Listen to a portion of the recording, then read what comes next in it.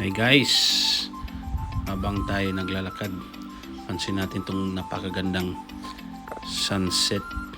Yan, inuna ko muna yung flag namin. Yan, dahil may guest, kaya dalawa yung flag nakalagay. So yun, napakita natin yung napakagandang view ng sunset. Ayan guys, yan pala ay sa likod na aming isla. Ayan, tingnan nyo, napakaganda sunset ng Bermuda. Ayan guys,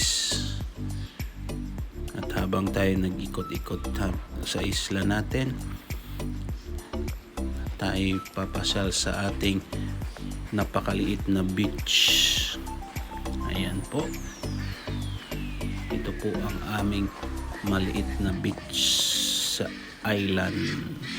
Meron po tayong mga kayak dyan, mga paddleboard.